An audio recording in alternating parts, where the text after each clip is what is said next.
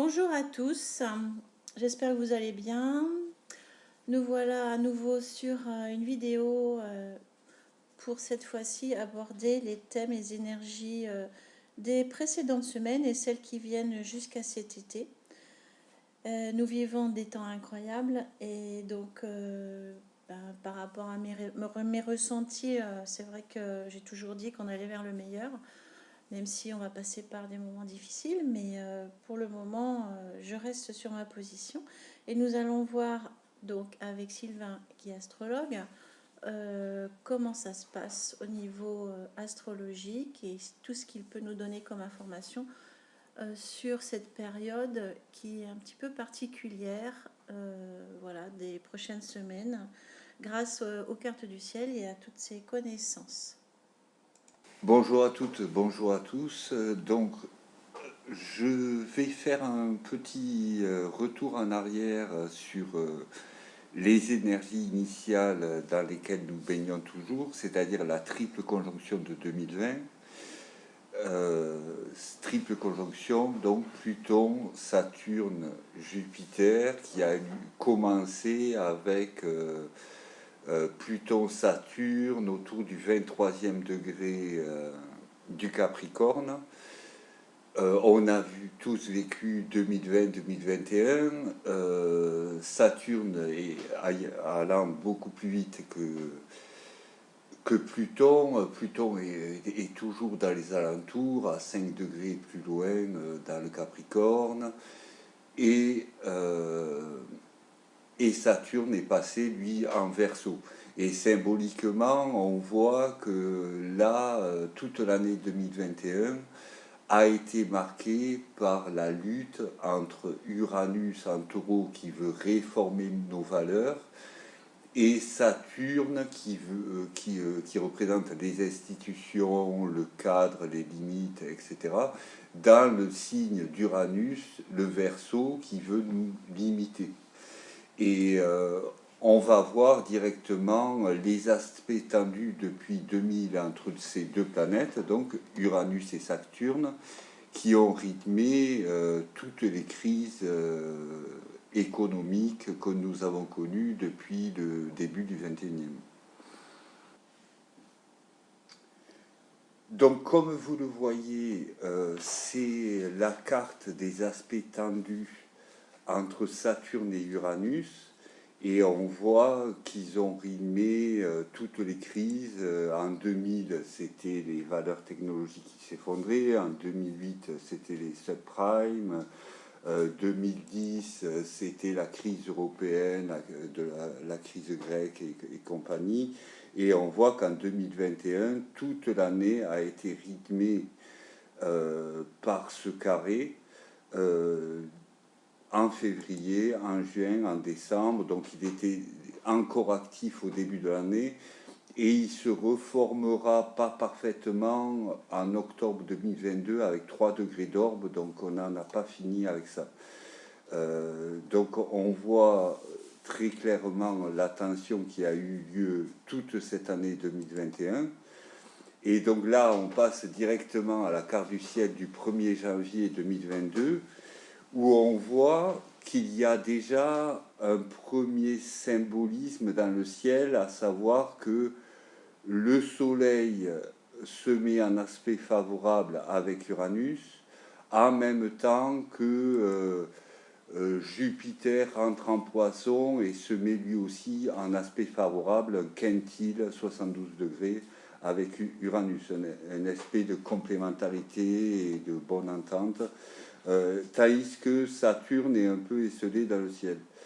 Donc ça, c'était un premier avertissement. On passe directement donc à ce qui s'est passé lors de la dernière nouvelle lune. C'était donc le 1er avril. Là, il y avait un autre clair avertissement dans le ciel, à savoir que la nouvelle lune se passait en conjonction avec Chiron, et Pallas avait fait la conjonction juste avant. Et d'ailleurs, j'avais fait une vidéo sur le sextile entre Mercure et Uranus, deux planètes intellectuelles, qui faisaient un demi-sextile à la conjonction Chiron-Pallas, Pallas étant Sun Tzu, l'intelligence stratégique du Feng général. Donc toutes les planètes intellectuelles visaient Chiron. Donc c'était clairement un avertissement sur les énergies à venir, et ce qui m'avait fait parler de Donald J. Trump et du professeur Raoult et d'évolutions sur le Covid. Bon, là, on voit que la lunaison a déjà porté ses fruits, étant donné qu'il y a beaucoup de démarches en cours, dont une tournée sur les crimes contre l'humanité.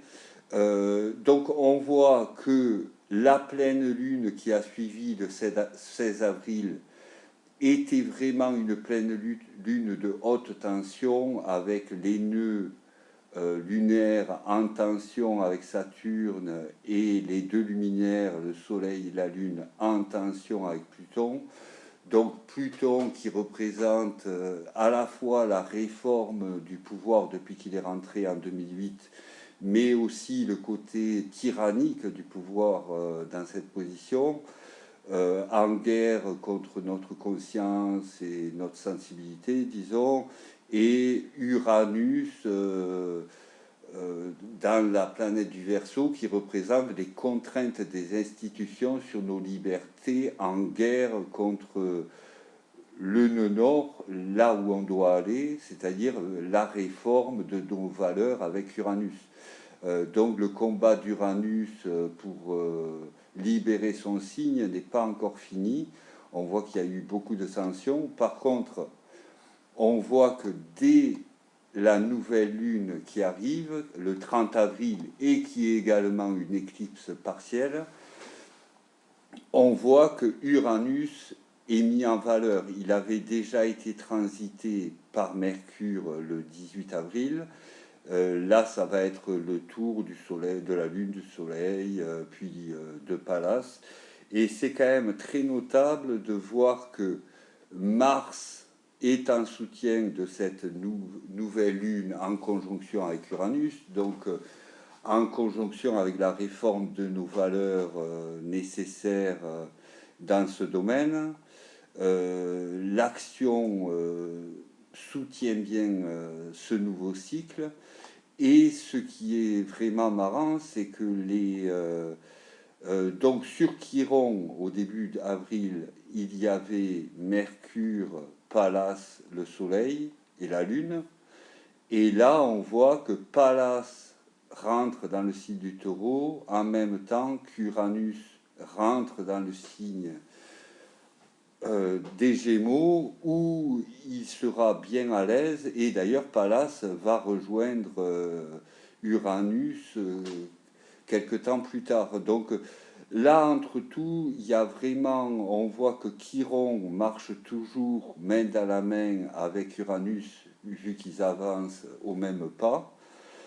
Cette nouvelle lunaison qui va activer Uranus, qui est la planète des révélations, des événements soudains, des coups de génie, etc.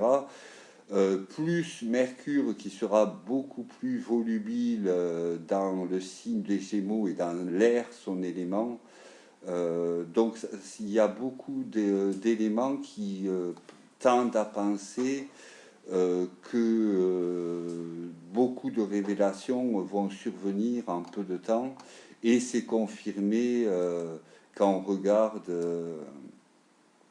un peu plus loin, puisque dès le 11 mai, on aura quand même Jupiter qui rentrera en Bélier, puis on aura une conjonction Jupiter-Mars en Bélier bien mouvementée. Et ce qui est notable, c'est que les planètes, comme on le voit sur cette carte du 4 juin, on voit qu'il y a un petit air à côté de Pluton et un petit air à côté de Saturne. Ah oui, j'avais oublié de noter qu'en ce moment, Vesta se dirige sur Saturne, ce qui peut signifier, Vesta, une planète de paix, que les institutions sont obligées de reculer dans les mesures liberticides. Ça, c'est un bon signe qu'il y a dans le ciel actuellement. Mais surtout, l'autre très très bon signe, c'est que les deux planètes de contraintes et de signes de pouvoir absolu rétrogradent en premier, tandis que Uranus rétrogradera en dernier vers le début août.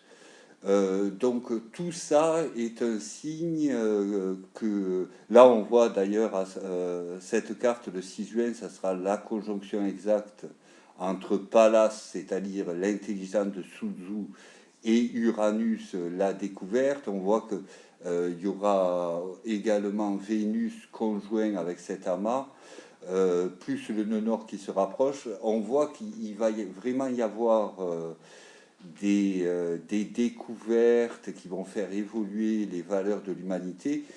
Et ces découvertes culmineront sans doute quand Uranus rencontrera le nœud nord cet été. Mais on voit que, en tout cas, là par exemple, on voit sur la carte du 28 juillet, Mars qui vient activer Uranus. Donc là, attention, hein, ça risque d'être une période mouvementée avec le nœud nord qui représente l'axe d'évolution de l'humanité. Et toujours en tension, on voit le carré se reforme avec Saturne et avec en plus Mercure qui vient s'opposer à Saturne. Donc là, là aussi, cette période Lion risque de donner lieu à des accusations contre le pouvoir, etc. Là, on voit la nouvelle lune sera opposée à Pluton, Mercure opposé à Saturne, carré à cet amas. Donc, il va vraiment y avoir un nouveau chemin qui va être montré par la conjonction Uranus de Nord et déclenché, à mon avis, par le passage de Mars là, autour de ces jours-là. Fin juillet, début août, quoi. Et ensuite, donc, ben là, on est en train de vivre le décollage de la fusée vers ce moment qui s'annonce assez biblique, comme disent certains Américains. Voilà. Très bien, merci Sylvain pour toutes ces précisions. Donc, tout cela nous informe de belles énergies qui arrivent. Apparemment, donc ce que j'ai compris, c'est que Pluton va nous lâcher le 29 avril et qu'il va se passer beaucoup de choses le 29 fin avril.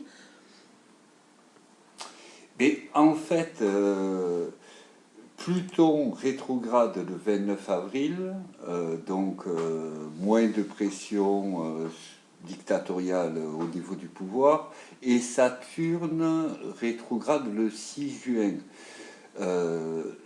Donc les deux planètes qui représentent la pression sur nos libertés et sur le pouvoir vont nous laisser quelques mois de répit, disons.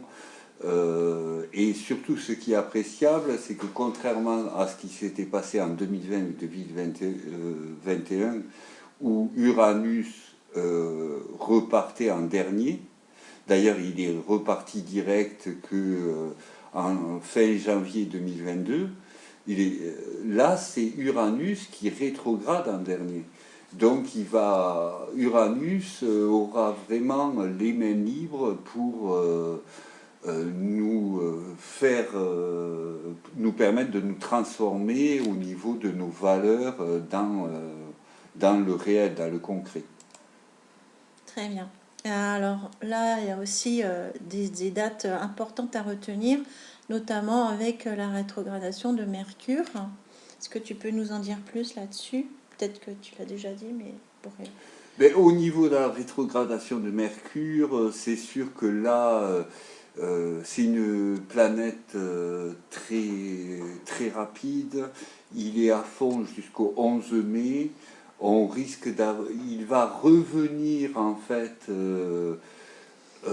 des Gémeaux, où il est très très fort en air, il va revenir vers le nœud nord et Uranus sans les toucher à la fin du signe des taureaux et ensuite il va repartir direct. C'est-à-dire qu'il va, même Mercure nous signale qu'il y a quelque chose d'important qui se joue en taureau vu qu'il fait demi-tour pour aller y retourner. Donc c'est clair que la rencontre du nœud nord et d'Uranus est mise en lumière actuellement. D'ailleurs, le Soleil passera sur Uranus et sur le nœud nord quelques jours après l'éclipse du 30. Très bien, donc c'est Uranus Time, comme tu as dit l'autre jour. C'est l'échauffement pour les événements de l'été, c'est ce que tu m'as dit. Oui, c'est une montée en tension bien symbolisée par Jupiter, Neptune conjoint, c'est-à-dire beaucoup de spiritualité, beaucoup d'émotions, beaucoup de sensibilité qui nous prépare, mais aussi là un passage très intellectuel avec ces passages de Pallas et de Mercure, du Soleil sur Uranus, et beaucoup de prise de conscience. Et il va vraiment y avoir une bascule. Là, 2022, ça a été annoncé dans le ciel que c'était l'année de la bascule, mais là, ça va vraiment se mettre en place concrètement, vu que ça se passe en taureau. Le taureau est un signe, le premier signe de terre, très concret. Donc on vous a mis les dates importantes par rapport à Jupiter aussi, qui est une planète qui fait partie de ce lot qui nous travaille depuis un an ou deux. Est-ce que tu as quelque chose à rajouter là-dessus, sur Jupiter? Mais dans cette ambiance de tension et d'évolution, Jupiter va rentrer le 11 mai en Bélier et enclencher un long cycle, vu qu'il fait le tour en 12 ans. Et en plus, il va être rejoint par Mars quelques jours après.